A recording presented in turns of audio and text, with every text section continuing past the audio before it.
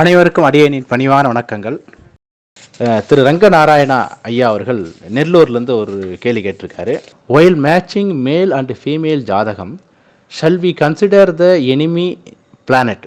For example, இந்த male jathakam 7th sublord is Saturn and in the female jathakam 7th sublord is Sun. As these two planets are enemies, my doubt is whether is to be considered or not, or only link to be take place. Please clarify அப்படின்னு கேட்டிருக்காரு. அது ஐயா அவர்கள் கேட்ட கேள்வியோட தமிழ் அர்த்தத்தை நான் சொல்லிடுறேன். ஐயா என்ன கேட்டிருக்காருன்னா, பொதுவாக ஒரு மேட்சிங் பண்ணும்போது 2 கிரகங்கள் எனிமி பிளானட்டுன்னு நம்ம சொல்லுவோம். அதாவது நம்ம ஜோதிடத்தில் சூரியனையும் சனியும் எனிமின்னு சொல்லுவோம், குருவையும் சுக்கிரனையும் எனிமின்னு சொல்லுவோம். அந்த மாதிரி 2 பிளானட் ஒருத்தர் ஜாதகத்தில் வந்து 7வது வீட்டு சப்லாட் வந்து ஒரு மேலுக்கு சேட்டனாகவும் ஃபீமேலுக்கு சன்னாகவும் இருக்கும்போது அந்த எனிமி பிளானட்டாக இருந்தால் நம்ம சேர்த்துக்கலாமா அப்படின்னு கேட்டிருக்காரு. இது ஒரு பொது விதி அப்படின்னு எடுத்துக்கலாம். பட் என்னென்னா, இது 7வது வீட்டு சப்லாடு வந்து ஆணுக்கு வந்து சேட்டனாக இருக்கும்போது, சேட்டன் அப்படிங்கிறது என்ன அப்படின்னா அவர் மனைவியை குறிக்குது. ஓகேங்களா? அப்போ மனைவி சேட்டன் அப்படின்னா 2 கான்செப்ட். சேட்டன் வந்து நல்லா இருந்தானா என்ன அர்த்தம்? ஒரு 3, 7, 11, 5, 9 இந்த மாதிரி இருந்தால் நிதானமாக இருப்பாங்க, பொறுமையாக இருப்பாங்க, ரொம்ப படபடப்பாக இருக்கு, அதாவது ரொம்ப டென்ஷன் ஆக மாட்டாங்க, பொறுமையின் சிகரம் அப்படின்னு சொல்லலாம். அதே சனி வந்து 6, 8, 12 அப்படின்னு தொடர்பு கொண்டா என்னென்னா கொஞ்சம் மந்தமாக இருப்பாங்கன்னு எடுத்துக்கணும். ஏன்னா அந்த சனிங்கிறது 2 காரகம் இருக்குது, அது பாவ காரகத்துக்கு தகுந்த மாதிரி அது செயல்படுது. ஸ்லோவாக இருக்கிறது, மந்தமாக இருக்கிறது, எதுவும் தெரிஞ்சிக்காமல் இருக்குது, ரொம்ப பட்டிக்காடாக இருக்குதுன்னு சொல்கிறாங்க இல்லையா, அந்த மாதிரிலாம் இருந்தால் அது சனி வந்து 8, 12 தொடர்பு கொண்டா. அது அவங்களால மற்றவங்களோட மிங்கிள் பண்ண முடியாது, நடைமுறை வாழ்க்கை. சனிங்கிறது வேலைக்காரி அப்படின்னு சொல்லுவோம் நம்ம காரகத்தில். வேலைக்காரனா அவங்களுக்கு எந்த அதிகாரம் இருக்காது அப்படின்ற மாதிரி, ரொம்ப அவங்களுக்கு கிரியேட்டிவிட்டியும் இருக்காது. இதெல்லாம் சனி கெட்டு போனால். அதே சனி வந்து ஜாதகத்தில் 1, 3, 7 போகுதுன்னா அது நல்ல அமைப்பு தான். ஏன்னா நிதானமாக இருப்பாங்க, பொறுமையாக இருப்பாங்க, சகிப்புத்தன்மை. சனிக்கு வந்து சகிப்புத்தன்மைன்னு சொல்லுவோம். 7வது வீட்டு சப்லாடு சன்னாக இருந்தால் நல்ல அதிகாரம் மிக்கவர் அப்படின்னு எடுத்துக்கலாம், நல்ல ஆளுமை திறன் மிக்கவர் அப்படின்னு எடுத்துக்கலாம்.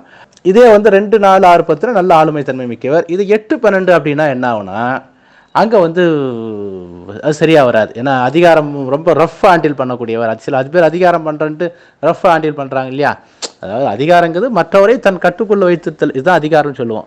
அந்த கட்டுக்குள் வைத்திருக்கக்கூடிய நிலையில் கொஞ்சம் பிரச்சனைக்குரிய மாதிரி, அதாவது ரொம்ப ரஃப்பாக ஹேண்டில் பண்ணால் எப்படி, ஒரு தண்டனையை வந்து அதிகமாக கொடுத்தா எப்படி, அந்த மாதிரி என்னென்னு பார்த்தீங்கன்னா அந்த சூரியன் வந்து 8, 12 இருக்கக்கூடாது. ஓகேங்களா? இதுதான ஒழிய அங்கே வந்து எந்த கிரகமாவது இருக்கலாம். ஓகேங்களா?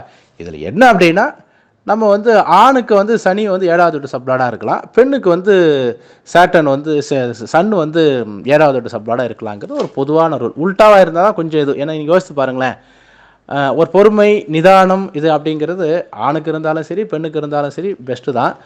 ஆனால் சன்னோட குணாதிசயம் ஆணுக்கும் சேட்டனோட குணாதிசயம் பெண்ணுக்கும் 2 கிரகமே நல்ல கிரகமாக இருந்தால் அது வந்து நல்ல அமைப்பு தான் ஒழிய இங்கே வந்து பெரிய அளவுக்கு எதிர்பார்க்க வேண்டியதில்லை. பட் என்ன அப்படின்னா, சுப கிரகமாக இருக்கும்போது அதுதான் எடுத்துக்கணும். 7வது வீட்டு சப்லாடு சுப கிரகமாக இருக்கும்போது அங்கே அந்த வரக்கூடிய மனைவி, அதாவது 7வது பாவங்கிறது ஜாதகருடைய குணாதிசயத்தை குறிக்கத்தில்லை, மனைவியோட குணாதிசயம் தான்.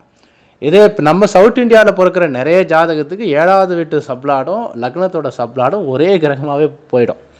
அப்போ என்ன அப்படின்னு பார்த்தீங்கன்னா, கிட்டத்தட்ட ஓரளவுக்கு அந்த 2 பேருடைய குணாதிசயமும் கிட்டத்தட்ட ஒரே மாதிரி வந்துடும்.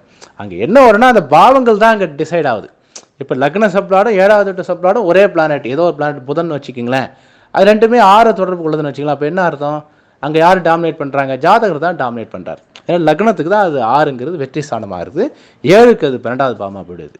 அப்போ 2 பேருக்கும் ஒரே கிரகமாக இருந்தாலும் கூட அந்த பாவங்கிறது லக்னத்துக்கு நல்லா இருந்தால் 7ஆம் பாவத்துக்கு இதுவாகிடுது. அதனால தான் என்ன பண்ணுறோம், 7ஆம் பாவம் இரட்டைப்படை பாவத்தை தொடர்பு கொள்வது அவ்வளோ சிறப்பு இல்லைன்னு பொது ரூலை சொல்லிடுறோம். நம்ம இரட்டைப்படை பாவம்னா குறிப்பாக 2, 6, 8, 12 இதை தொடர்பு கொள்ளும்போது அது லக்னத்துக்கு நல்லா இருந்தால் 7க்கு சரி இருக்காது, 7க்கு நல்லா இருந்தால் லக்னத்துக்கு சரி இருக்காது. 4, 10ங்கிறது நியூட்ரலாக போயிடும். 5, 9ன்னு பார்க்கும்போது ஒருத்தருக்கு ரொம்ப அடங்கி போயிடுவார் அப்படிங்கிற மாதிரி ஆகிடுது. அப்போ என்னன்னா அந்த பாவத்துக்கு தகுந்த மாதிரி தான் அதை நம்ம பார்க்கணுமே, கிரகத்துக்கு பார்க்க வேண்டியதில்லை. சிறப்பு விதி, ஒரு பொது விதி அப்படின்னா என்னென்னா, சுப கிரகங்கள் நமக்கு சப்லாடாக வந்துட்டால் அந்த பாவ சம்பந்தமான விஷயங்கள் ஒரு 5% நல்லாயிருக்கும். அதாவது கையெழுத்து நல்லா இருக்குன்ற மாதிரி. அந்த கையெழுத்து நல்லா இருக்குங்கிறது 5 மார்க் எக்ஸ்ட்ரா போடலாம், அவ்வளோதான். பட் ஒரு ஃபிசிக்ஸ் எக்ஸாமில் போய்ட்டு நீங்கள் ராமாயணத்தை எழுதி வச்சிங்கன்னா கையெழுத்து நல்லா இருக்குன்றது மார்க் போட முடியுமா? முடியாது இல்லையா? அதனால் அங்கே பாவம் தான் உயர்ந்தது. கிரகம் என்பது சுபகிரகமாக இருந்தால் சிறப்பு அப்படிங்கிறது ஒரு ஒரு ஒரு ஒரு நல்ல அமைப்பு, அவ்வளோதான். ஒரு 5 மார்க், ஓகேங்களா? அதாவது பாவமும் நல்லா இருந்து கிரகமும் சுபகிரகமாக இருந்தால் கொஞ்சம் நல்லா இருக்குன்ட்டு. அதாவது பொதுவாக 7வது வீட்டு சப்ளாடு சனி, செவ்வாய், ராகு, கேது இந்த 4 கிரகம் இருந்தாவே ஏதோ ஒரு வகையில் சின்ன சின்ன குறைபாடுகள் இருக்கும் அப்படிங்கிறது ஒரு பொது விதி. அதே வந்து உங்களுக்கு அது 6, 8, 12 தொடர்பு கொள்ளாமல் இருந்தால் அதெல்லாம் ஒன்றும் பிரச்சனை இல்லை. 2, 4, 10 எந்த பாவமும் தொடர்பு கொண்டாலும் 6, 8, 12 தொடர்பு கொள்ளாமல் அது எந்த பிளானட்டாக இருந்தாலும் பிரச்சனை இல்லை. அதாவதுன்னா ஒரு சின்ன இப்போ உதாரணத்துக்கு 7வது வீட்டு சப்ளாட் ராகுவாக இருந்தால் ஒன்று மதம் மாறி இருப்பாங்க, இனம் மாறி இருப்பாங்க, கம்யூனிட்டி மாறி இருப்பாங்க, இல்லை வயசு கூடன பெண்ணை திருமணம் பண்ணுவாங்க. அது மாதிரி அதாவது மரபு மீறல் அப்படிங்கிறதும். சனி அப்படின்னு பார்க்கும்போது நம்ம விட கொஞ்சம் லோ கிளாஸ் அப்படின்ற மாதிரி எடுத்துக்கலாம்.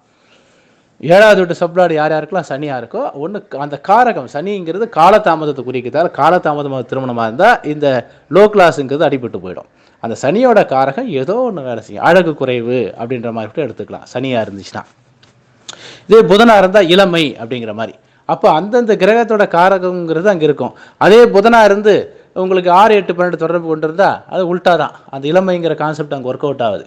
அதாவது ஒரு பாவம் ஒரு கிரகம் வந்து 8வது வீட்டையோ 12வது வீட்டையோ தொடர்பு கொண்டா அந்த கிரகத்தோட காரங்கள் உல்ட்டாவாக வேலை செய்யும், ஓகேங்களா? இப்போ சூரியன் வந்து ஆளுமைன்னு சொல்கிறோம் இல்லையா? அதே சூரியன் 8, 12 தொடர்பு கொண்டா அவனுக்கு ஆள தெரியாதுன்னு சொல்லணும். அந்த ஆளுமை தன்மை அவனுக்கு இருக்காது, ஓகேங்களா? அந்த மாதிரி, ஓகேங்களா? அதனால் இங்கே என்ன அப்படின்னா இந்த எனிமி பிளானட் அப்படின்னு நம்ம பார்க்க வேண்டிய அவசியம் இல்லை. பாவத்துக்கு தான் முக்கியத்துவம். ஆனால் சுபகிரகமாக இருந்தால் கொஞ்சம் பரவாயில்லை. ஒரு first impression is the best impression சொல்கிறோம் இல்லையா? அதுதான் சார். அதாவது ஒரு சாப்பாடு வந்து டேஸ்ட்டாக இல்லாமல் இருக்குது, பரிமாறத்தை வந்து ரொம்ப சந்தோஷமாக மகிழ்ச்சியாக பரிமாறும் போது ஏதோ கொஞ்சம் ஒரு சின்ன மகிழ்ச்சி கிடைக்கலையா தான். ஆனால் சாப்பாடு வந்து ரொம்ப டேஸ்ட்டாக இருக்குது, பரிமாறவங்க என்ன பண்ணுறாங்கன்னா அப்படியே இலையில வச்சுட்டு எதுவுமே பேசாமல் இலையில டப்பு டப்புன்னு வச்சுட்டு போயிட்டே இருக்காங்க. நம்ம சாப்பிட ஆரம்பிச்சிட்ட பிறகு அதெல்லாம் தெரியாது. அந்த உணவோட ருசி என்பது பாவகாரகம், பரிமாறுதல் என்பது கிரக காரகம் அப்படிங்கிறத நீங்கள் தெரிஞ்சுக்கலாம். ஒரு மனுஷன் போட்டுக்கிற ட்ரெஸ்ஸு கிரக காரகம்னு வச்சுக்கோங்க, அவனோட ஆரோக்கியம் பாவகாரகம்னு வச்சுக்கோங்க.